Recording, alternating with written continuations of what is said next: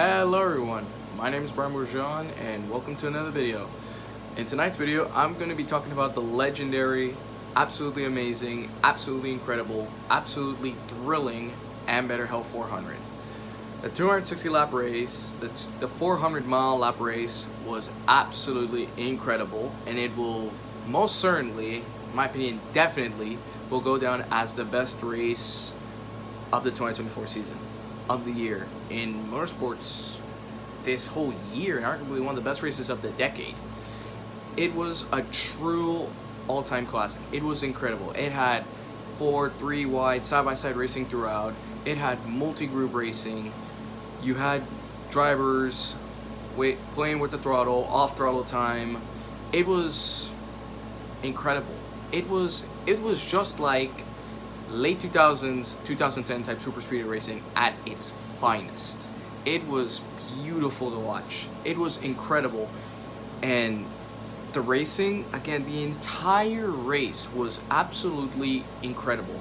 And it all culminated in not only one of the closest finishes in NASCAR history, but one of the greatest finishes in NASCAR history. So, let's talk about it. The whole race, again, let's start with the racing. The racing in itself was incredible. From stage 1 to stage 2 to stage 3 to the final 5 laps. It was unbelievable. You had multiple groups. You had a bit of off throttle time. You had slipping and sliding. You had big runs. The driver get behind you and get such a huge run. It was like a rubber band. And slingshot you past the other driver. You had great side-by-side racing. You had great saves. You had a bit of crashes. Well, there was a hefty amount, but it was a good amount in my opinion. Like, you had everything that, in my opinion, makes a NASCAR race in each element that everyone loves it about. It was absolutely incredible to see the racing in Atlanta today. And I mean, despite me only watching the 56 laps, for example, I was at work during stage 1, stage 2, and I came back to like last 56 laps to go of the race, but I still loved it. The 56 laps of the race were absolutely incredible. They had, again, the incredible finish that I will talk about in a bit. They had amazing 4 wide racing, especially towards the end where Austin Cindric passed 3 drivers, running 3 wide, going down the inside, a 4 wide pass for the race lead. It was an incredible move from Cindric, and they managed to stay 4 wide for a lap, which was absolutely incredible. Like, I truly mean it. I truly mean that New Atlanta right now is the best track on the NASCAR schedule, by far, because it has everything that a NASCAR fan loves right now. It has everything, and who could complain? I mean, basically, New Atlanta right now, the New Atlanta Motor Speedway, is the whole package. Incredible super speedway racing, drivers struggling a bit for grip, multiple groups. It was incredible to watch. Again, for me personally, the final 56 laps, and see all of what I mentioned in play at the end. It was amazing. It was thrilling. It was exhilarating. It was peak cinema. It was absolutely incredible to watch the entire racing. Even the racing, after the race finished, I checked the highlights, and the racing throughout was amazing. It was phenomenal. It was truly what you want to watch during a NASCAR race. It had everything. It had everything. You also had some incidents. For example, Chris Buescher went for a spin during the race. He was involved in various incidents. I mean, a lot of drivers were in various incidents. Joey Logano and Denny Hamlin were involved in various incidents. And also, on lap 2 of the Ambetter Hell 400 today, there was the big one. You had 14 cars involved. That's the most amount of cars involved in an incident at Atlanta Motor Speedway. You had Christopher Bell, Tyler Reddick, Daniel Hemrick, Justin Haley, Austin Dillon, Noah Gragson. A lot of cars involved. Again, the big one on lap 2 of the race. And honestly, it kind of made me fear that maybe this race is going to be a bit of a wreck fest. But boy, was I wrong. This race turned out to later be incredible. And I even talked to a friend in Discord saying that the racing in Atlanta would be great. It'd be great considering how the surface is right now. And I think that played a huge role in why today's race was so good. The surface, it's a bit worn out, but you still have enough for the super speedway package to come into play to produce great racing, high speed racing where drivers can pass, have big runs, battle, side by side racing, 3-wide racing, and heck, even 4-wide racing. It was phenomenal. It was absolutely perfect. Like, again, this race had the perfect amount of ingredients that a NASCAR fan loves to watch. It was amazing. As for other incidents, as I mentioned, there was also an incident between Denny Hamlin, Chris Buescher, and Joey Logano towards the end of Stage 2. It was the last lap of Stage 2. 3 big super speedway drivers all out. Or, well, not out, but obviously with a hefty amount of damage. Played a big role. That was not the first incident, though, Denny Hamlin would be involved in. He was involved in another incident. I believe this was around either Stage 1 or Stage 2, where he came a bit across in front of Kyle Busch and turned himself, spun out to the tribal grass. And then the third incident Denny Hamlin was involved in, which I believe got him out of the race, DNF'd, was an incident in Stage 3, the last stage, 4-wide racing, heading to Turn 3 between Suarez, Hamlin, Kyle Busch, and one driver that I don't remember. They collided. Well, Briscoe, I believe, or Hamlin, it was either Briscoe or Hamlin, got into Suarez and caused them to spin out. Briscoe spun out, turned left, then right, and then crashed into the outside wall. Also, some other drivers were involved. I believe Ty Gibbs, Truex, and Gillen were also involved in the incident. But that's much damage as Briscoe and Hamlin. Hamlin's race was basically done. Briscoe's race was done. He DNF'd, so yeah, tough break for those guys. But again, this is what I want to talk about now the most. The final laps after the incident. The racing was fantastic, thrilling. The runs, no one was saving. They were going all out because they wanted to win. They wanted to win. The race was incredible. But with 11 laps to go, there was an incident where Josh Berry had the let up because Bubba Wallace was getting tight off turn 2, got loose, spun out, and also got into Carson Hocevar in the number 77 Inspire car. They crashed. Also, Chase Elliott was involved, but he spun out. So those were 3 cars involved. 3-car incident. But to be honest, something that I noted during the race that, despite the big one at the beginning, there was a lot of incidents that only had like 3, 2, 1 car involved. But despite that, there's still a lot of drivers in the field were involved in crashes. I believe only a small couple of drivers were now involved in incidents. Suarez, Kyle Busch, I believe, were some that the first drivers that come to my head that were not involved in incidents. So truly a wild, chaotic race, but with the wild and chaotic race also came an incredible finish. So now the restart with 5 laps to go. Everyone's trying to win. Suarez, Kyle Busch, Ryan Blaney, Cindric, Wallace, Ricky Stenhouse Jr., Ross Chastain, McDowell, Gibbs, Burton, everybody wanted to win. Everyone is charging to the front to win. Final lap, Ryan Blaney's leading, side by side, double file behind him. Then Blaney gets a run, and also Suarez gets a run help from Cindric. Then Kyle Busch, who's behind Ryan Blaney, goes to the middle heading to turn 3. There are 3 wide heading down to turn 3 and 4. Coming down the front stretch, there's still 3 wide, and when they cross the finish line, the gap between the top 3 is 0.007 seconds. And between first and second was 0.003 seconds. The third closest finish in NASCAR history. Only behind the 2011 Aaron's 499 and the 2003 Darlington race. The drivers that were in the finishes for 2011, Jimmy Johnson, Clint Boyer, 2003 Darlington, Ricky Craven, and Kurt Busch. Absolutely wild to think about. Absolutely insane. And that top 3 in the race, in the Better Hill 400, Daniel Suarez, Ryan Blaney, and Kyle Busch. And the winner at the Better Hill 400 was none other Then Daniel Suarez. Daniel Suarez wins his second career NASCAR Cup race in the most thrilling fashion imaginable. In a 3-wide photo finish. Again, the margin of victory. 0.003 seconds. A photo finish. That one of the top 3 closest finished of all time. And in my opinion, one of the greatest finishes in NASCAR history. It was incredible.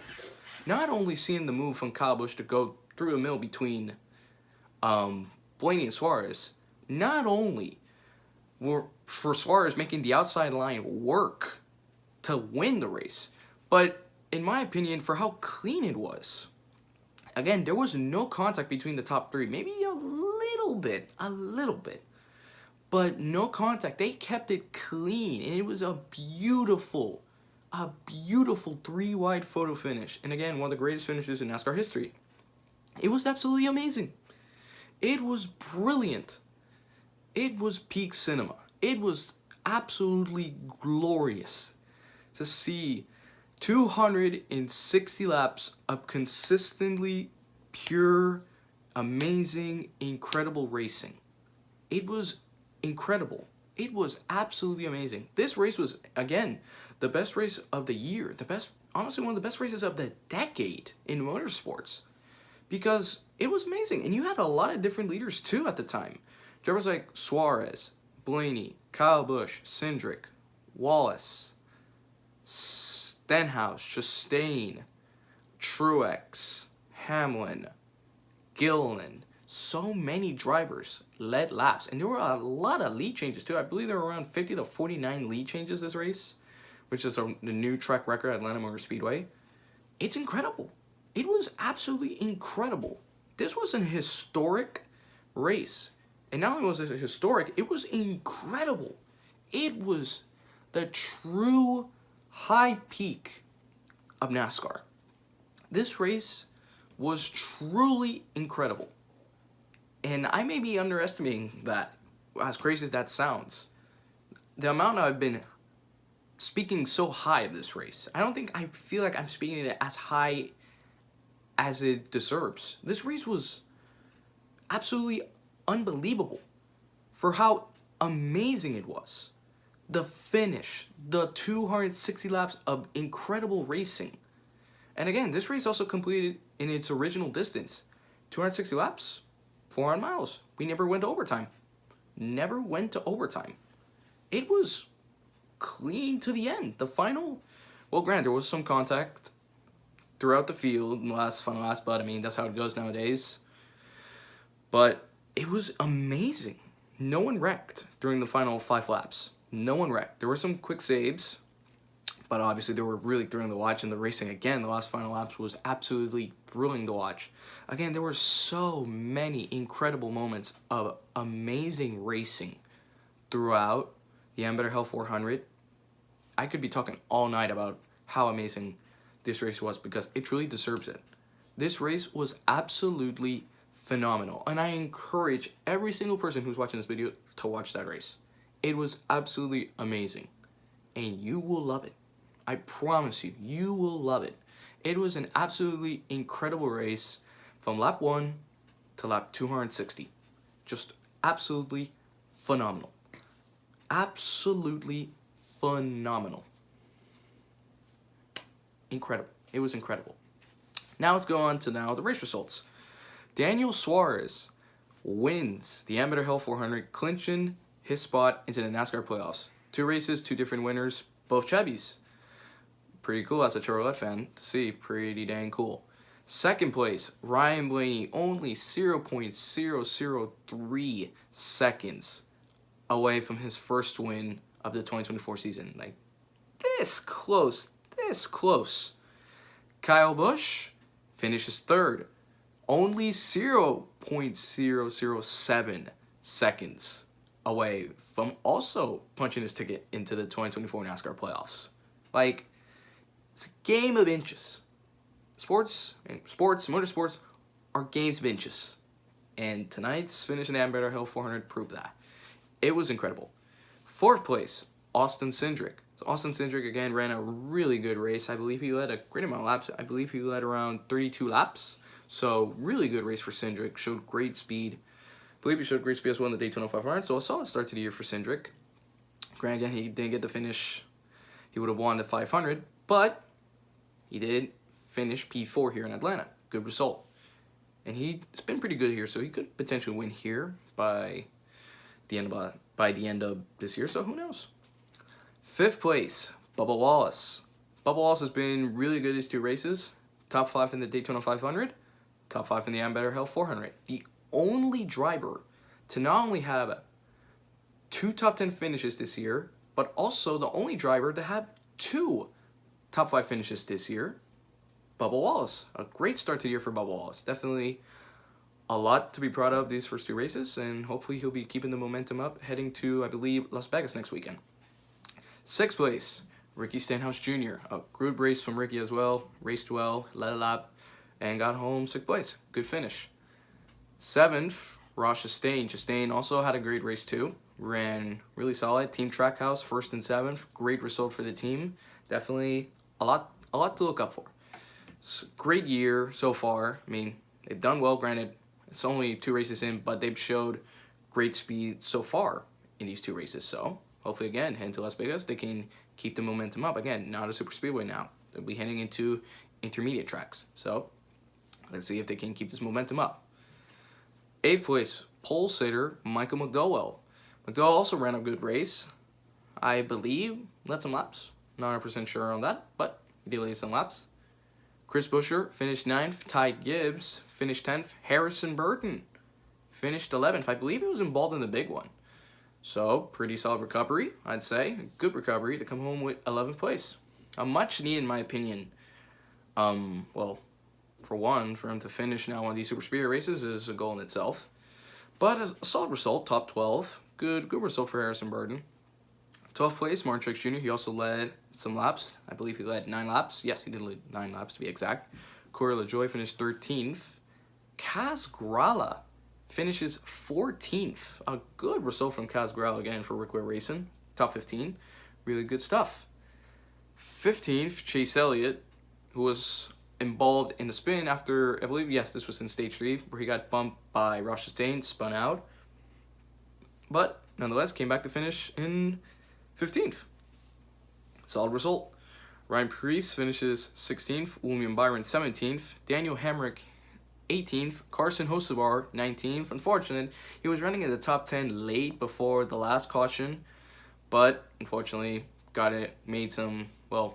he was unfortunately a victim in the Josh Berry incident. So unfortunately, he finishes 19th, but nonetheless a top 20. Solid result. And 20th, Justin Haley. 21st, Johar Nemechek. 22nd, Austin Dillon. 23rd, Denny Hamlin. 24th, BJ McLeod. Solid result. Very solid result. Eric Jones, 25th. Todd Gillen, 26th. Todd Gillen was fast. He had a fast car. He led 58 laps, I believe. Yes, I believe it was the most out of the drivers in today's race. He led the most laps. A great performance from Todd Gillen. Unfortunately, didn't get the finish he deserved, in my opinion. But hopefully, this is a sign of things to come. Front Row Motorsports have been really fast these 2 races. So hopefully, again, they can keep this momentum up heading into now intermediates, short track races. So we'll see. We'll definitely see. Alex Bowman, 27th. Joe Logano, 28th.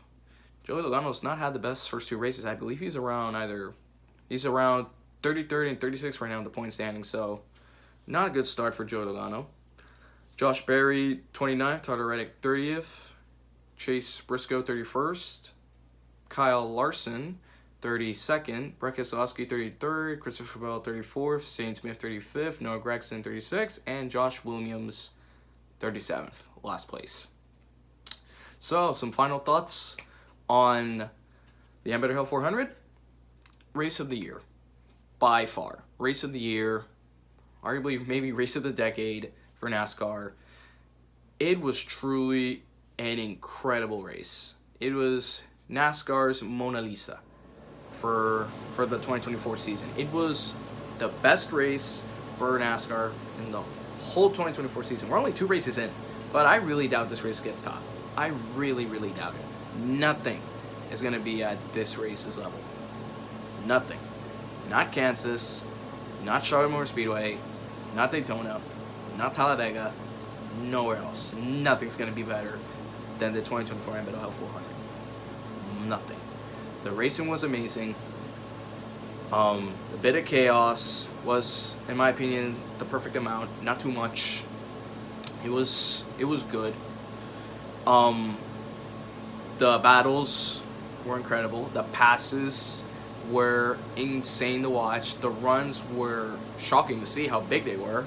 And the finish was truly something absolutely special.